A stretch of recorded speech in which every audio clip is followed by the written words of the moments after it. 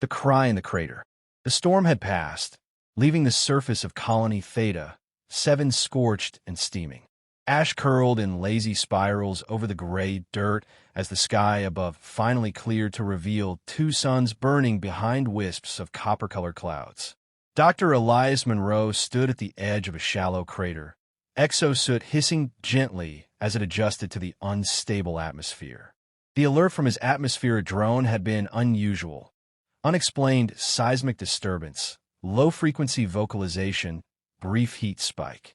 Likely a small meteorite strike or some tectonic groan. Nothing out of the ordinary. Yet something had pulled him from his dome shelter. He heard it again, a sound that had no place in this lifeless part of the planet. A whimper. High-pitched. Organic. Cautiously, Elias stepped over the cracked stone rim of the crater, boots sinking slightly into the still warm dust. He lifted his helmet's visor and knelt. There, huddled beneath a chunk of scorched metal that looked like the shattered remains of crashed pod, was a creature. It was small, no larger than a border collie, but built differently, sleek and muscular, with smooth armor-like scales along its back and tufts of fur where the limbs met the torso. Its eyes were too large for its face, glowing faintly amber, and its breathing was ragged. It hissed weakly when Elias approached, but couldn't stand. Elias stared. He had cataloged dozens of alien life forms during his tenure with the Terran Xenological Institute. This one was not in any database he'd ever accessed. A predator, no doubt. Sharp teeth, retractable claws. But just a cub, and it was alone. He should report it. Protocol required notifying Central Command of any alien encounter, especially non-native species. It might be dangerous, invasive. But as he looked down into those intelligent, fear-filled eyes, the thought of leaving it here to die felt wrong. Maybe it was the silence of the past 2 years talking. Maybe it was the weight of the photo still taped to his workstation back at the dome. Clara, smiling with her arms around a rescue dog they'd adopted on Earth. Gone now, like everyone else he'd ever cared about. Elias crouched lower. "Easy, little one," he murmured. "I won't hurt you." The creature hissed again, but feebly. Elias slid off his pack, pulled out a collapsible stretcher, and reached forward. It didn't resist. It simply watched him, body trembling, as he gently lifted it onto the fabric and secured the edges. Back at the dome, Elias worked quickly. Decontamination, scanning, stabilizing vitals. He kept the creature inside an isolation pod, but left it unsealed so it wouldn't feel trapped. The cub's injuries were mostly superficial. Scorch marks, dehydration, and one cracked forelimb. Nothing critical. As he administered a sedative-laced nutrient fluid, the creature shivered and made a soft, clicking sound in its throat. It sounded almost like a purr. He exhaled slowly, heart racing. It was trusting him. For the next few days, Elias kept it under close observation. He logged its behaviors. Carnivorous diet, high heat tolerance, quick learning curve. It watched him constantly. He began calling it Ro, after the Greek letter etched on the scorched metal fragment found near the pod wreckage. Ro responded to the name within days. It healed quickly, unnaturally so, and began following Elias around the dome with cat-like curiosity. It mimicked him, tilting its head when he spoke, tapping on glass when he tapped back. It avoided sharp noises, but showed no signs of aggression. One evening, as Elias sat reviewing footage on the old holo display, Ro climbed onto the seat beside him. It placed its clawed forelimb gently on Elias's knee, leaned in, and made that soft clicking sound again. Elias froze. For the first time in months, he smiled. "You're not just some lost animal, are you?" he said softly. "You're someone's." That night, as Ro slept curled up beside the main power core, Elias reviewed the telemetry from the crash site again. This time, he noticed something strange.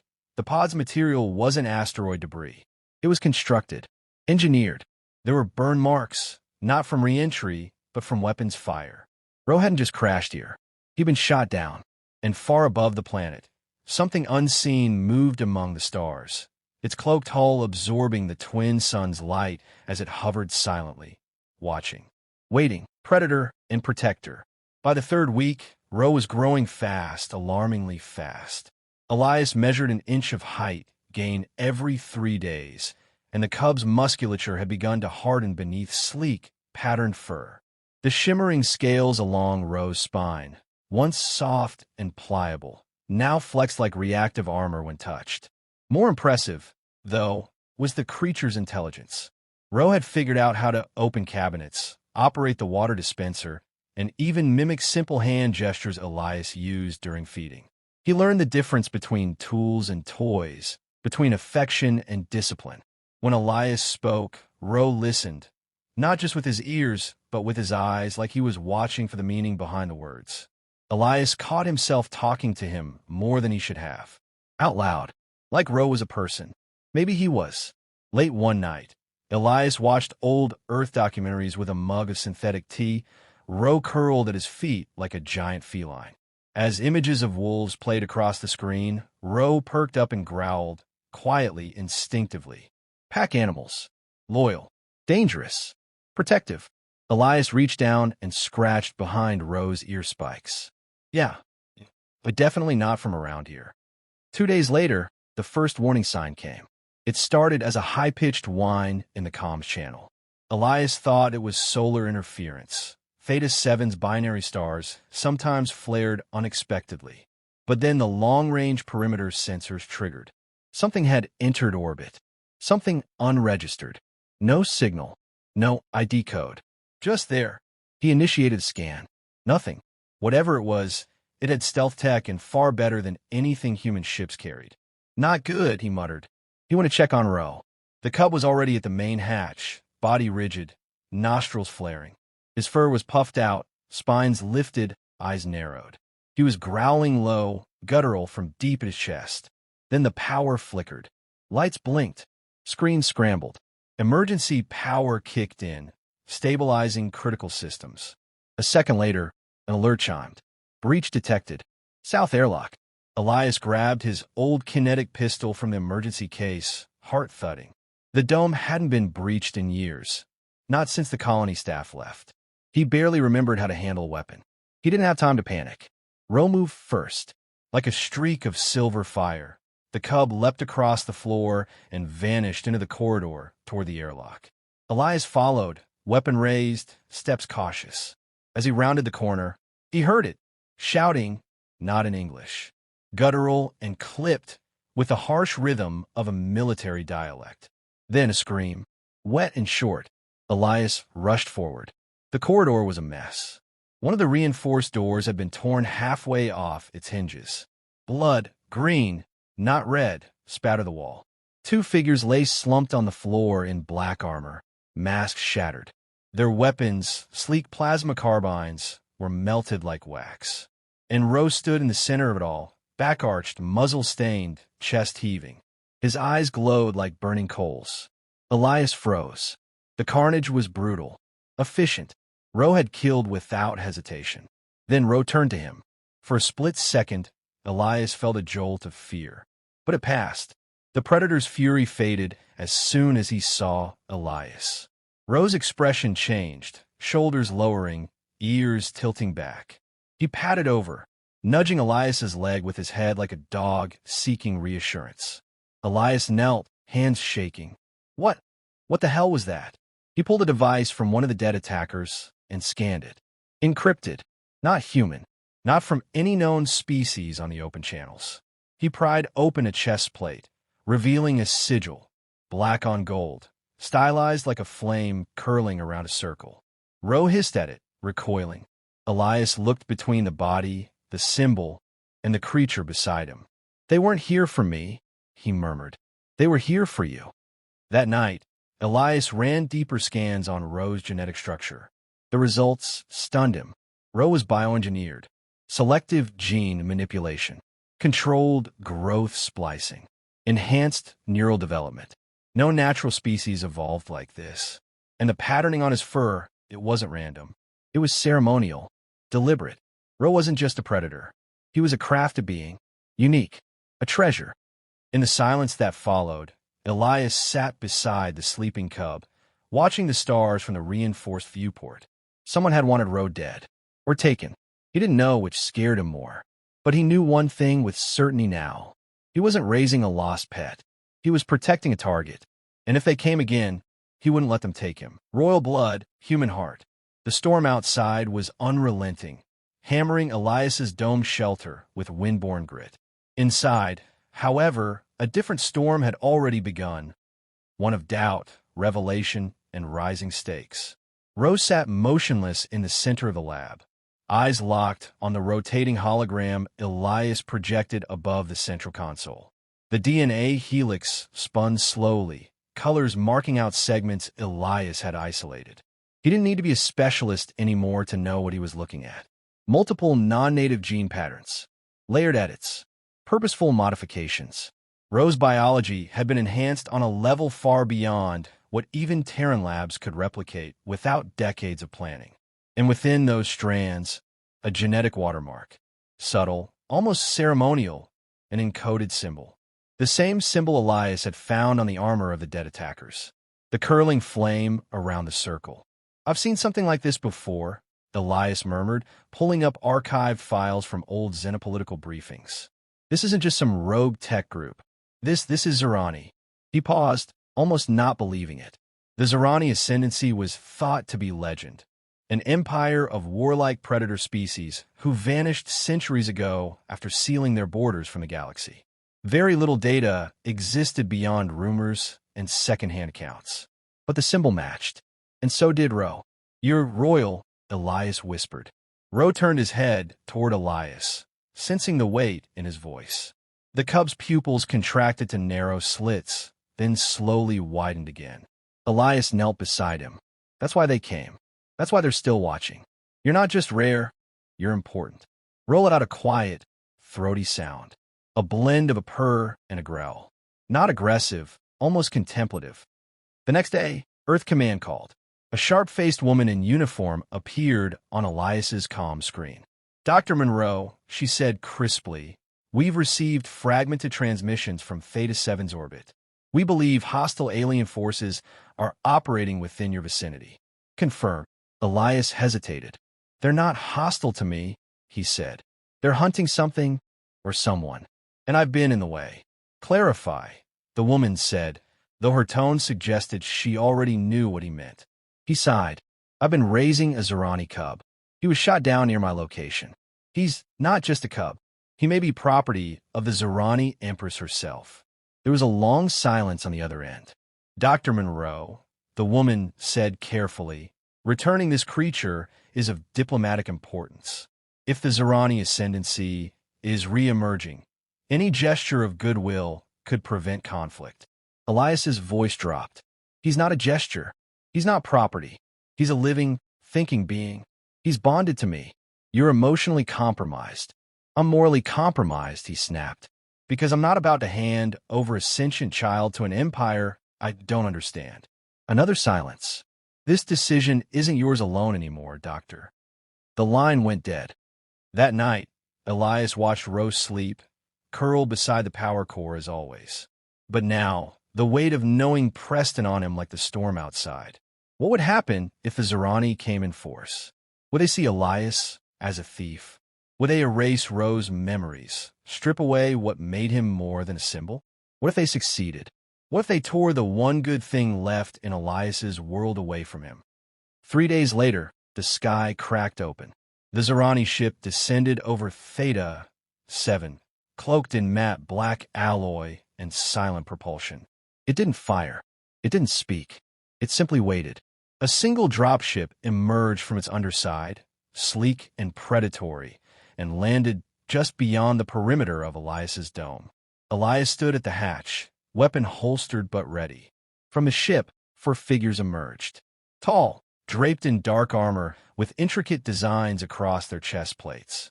And at their head walked a being taller than the rest, regal, poised, and terrifyingly serene. A Zherani matriarch. She removed her helmet slowly, revealing scaled skin of pale blue and eyes like obsidian glass. When she spoke, it was not in a bark or command, but a whisper, translated softly into Elias's earpiece. "We have come for the Heir." Rose stood beside Elias, spine raised, fangs bared, but unmoving. The matriarch did not command. She waited. Elias crouched and looked Ro in the eyes. You don't have to go, he said quietly, but you deserve to know the truth, and you deserve the right to choose. Rose stared at him for a long time. Then, to everyone's surprise, the cub stepped forward, but not toward the Zherani. He walked past them, toward the matriarch, and then turned back to Elias. He sat at Elias's side. A clear choice. The matriarch tilted her head. Then, without expression, she spoke again. The Empress will want to see this for herself. Empress of two worlds. The Zherani flagship hung in orbit like a dark moon, its silhouette blotting out one of Theta 7's twin suns. Elias stood near the observation port of the diplomatic chamber, hands clenched behind his back, trying not to feel like prey in a predator's nest.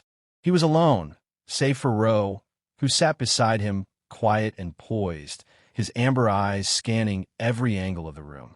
The cub had grown even more since they'd left the surface. His scales had hardened into regal ridges. A thin crest had begun to rise along the back of his skull, and his bearing, calm, watchful, and self-possessed, spoke of a being more than animal. He was evolving into something noble. The chamber doors opened with a sound like wind shifting through steel. Elias turned. The Empress of the Zherani ascendancy entered with no guards, no fanfare, only a presence that made the air seem heavier. She was tall and powerful, her armor woven with polished obsidian and etched in a language Elias could not read. Her eyes, a deep violet, locked on a Ro instantly. Elias didn't move. The Empress approached slowly. When she spoke, her translator rendered her voice with an echoing, melodic cadence. "My son." Elias blinked. "Son?" Ro's ears tilted back. He made a soft clicking sound, one Elias hadn't heard since the early days. A recognition sound.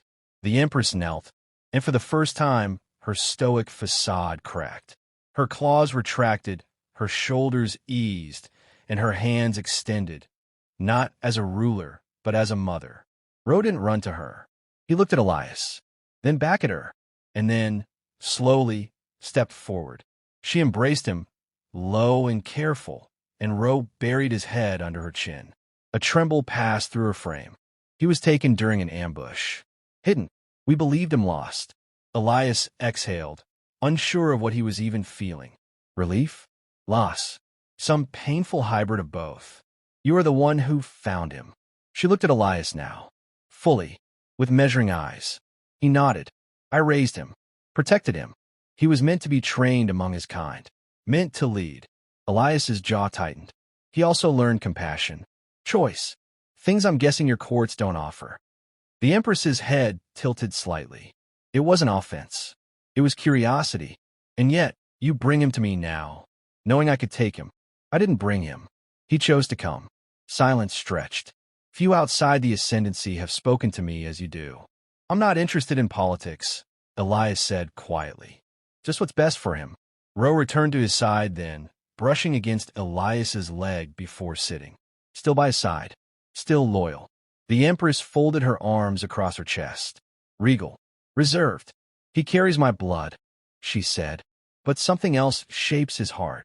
Elias met her eyes. Then maybe it's time you consider both. Another silence. Then, walk with me. She led them through the grand halls of the Zherani ship. Vast, silent, filled with windows looking out into the stars. Ro padded between them, calm and alert. She spoke without looking at Elias.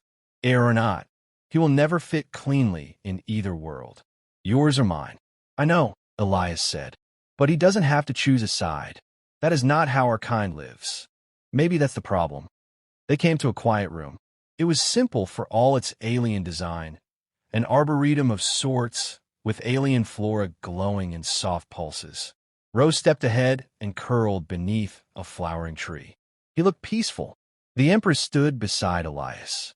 You gave him something we could not. You made him more than bloodline. You gave him identity. I didn't give it to him, Elias said.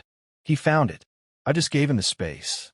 And he will need both worlds to survive what's coming. She turned to face him, her tone heavier now. The ascendancy is awakening. Old enemies stir. He'll be hunted again, not just for what he is, but what he represents. I'll protect him. And when you die, what then? Elias looked out the window, then at the creature he'd raised. Then he'll protect himself. A pause. Then, stay aboard the flagship. With him. Teach him the ways of your people. I will teach him ours. Elias looked at her, surprised. You would trust me with your heir? I would trust the only being he trusts. As the stars wheeled beyond the viewport and the Zherani ship turned toward the void, Elias sat beside Ro, watching the universe unfold. The cub leaned into him. A prince, a predator, a child, and somewhere in the great tangle of destiny and bloodlines and old galactic empires, he was all three. And Elias? He would stand with him, human and alien, protector and father.